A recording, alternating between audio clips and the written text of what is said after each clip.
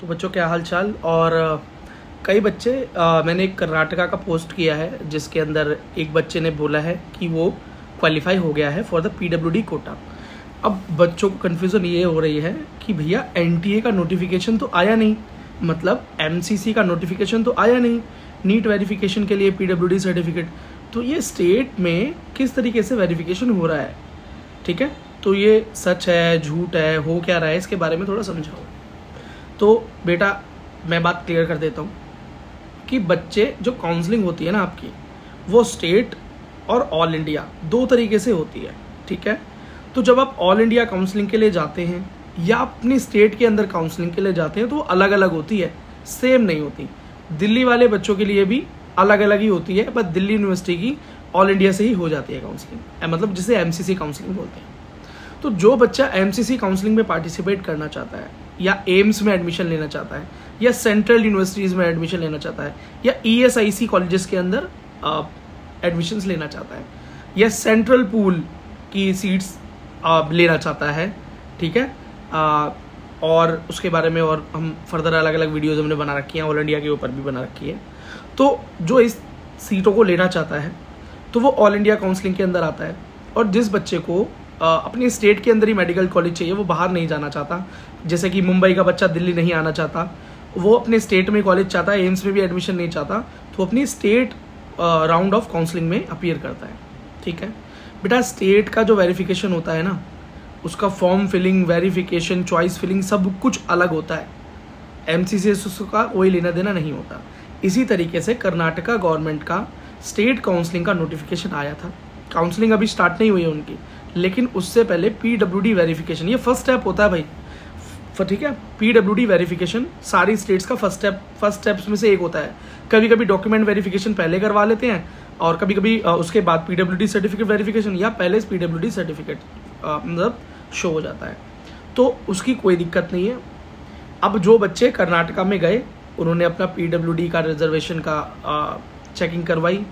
अब वहाँ पर उनको क्या रिजल्ट मिला, पास हुए नहीं हुए, क्वालिफाइड किया गया नहीं किया गया, उस बेसिस पे कल की वो बात जो थी और जो कल के रिजल्ट्स थे उन पर जो बच्चे क्वालिफाई हुए या नहीं हुए उनसे मेरी बातचीत हुई। कमेंट सेक्शन में वो आए और उनमें से एक बच्चे का मैंने जो कमेंट था वो पोस्ट किया।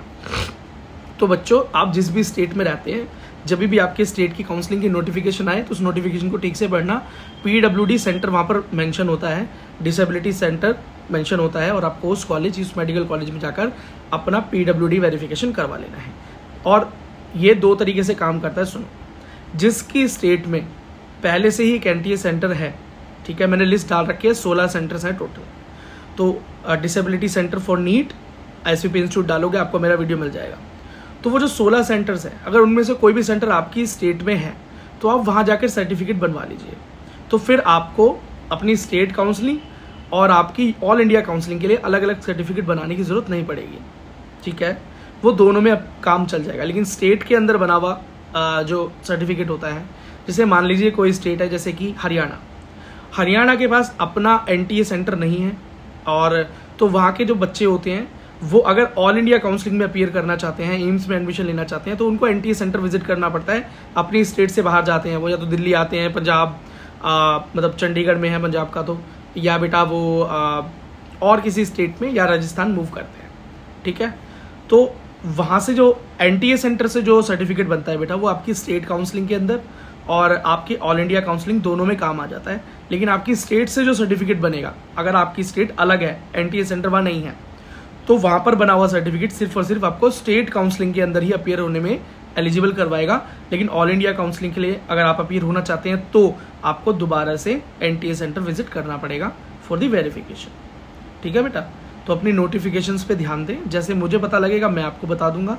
और आप अपनी स्टेट के किसी यूट्यूबर को जो आपके स्टेट पर वीडियोस बनाता रहता हो फ्रिक्वेंट, उनको, या अपनी स्टेट की जो बेटा काउंसलिंग वेबसाइट होती है उसको फॉलो करते रहें थोरोली, सुबह शाम एक बार, या रात को सोने से पहले दिन में उठ के एक बार। जैसे आप इंस्टा चेक करते हैं, यूट्यूब चेक करते हैं, ऐसे एक बार अपना आप उसका वेबसाइट चेक करते रहें लेटेस्ट नोटिफिकेशन के लिए। और एमसीसी के लिए टेंशन ना लें, सेंट्रल गवर्नमेंट की जैसे ही ऑल इंडिया काउंसलिंग की नोटिफिकेशन आती है वो मैं आपको बता दूंगा। तो बस बच्चा यही था। कुछ और क्वेश्चंस हो आपके तो आप नीचे मुझे कमेंट सेक्शन में पूछ सकते हैं। हमारे सोशल नेटवर्क्स को आप जैसे टेलीग्राम है, इंस्टाग्राम है, आप उसे ज्वाइन कर सकते हैं टू कम्युनिकेट विद अस, और थोड़ा और ज़्यादा जानकारी आपको मिल पाएंगी। वो चीज़ें जो कि यूट्यूब पर नहीं पोस्ट हो सकती वो टेलीग्राम पे पोस्ट होती हैं। So that is why you need to join our Telegram channel, ठीक है, for important updates and documents as well. और अगर आप मेरे अपने इंस्टाग्राम चैनल से जुड़ना चाहते हैं तो the Vicky Singh THEVIKISINGH is my Instagram handle.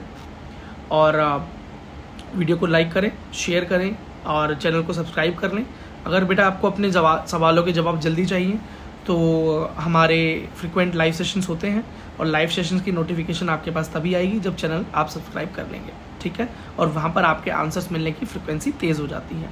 और ज़्यादा अर्जेंसी है और इम्पॉर्टेंट टॉपिक्स पे अपने लिए पर्टिकुलर वीडियोस चाहते हो तो आप इस चैनल की मेंबरशिप ले सकते हो, जिससे वो जो कि बहुत मिनिमल पैसे हैं, जिससे चैनल भी सपोर्ट होता है और आपको भी एक हेल्प मिल पाती है, ठीक है। Thank you for watching till the end. मिलते हैं नेक्स्ट वीडियो में।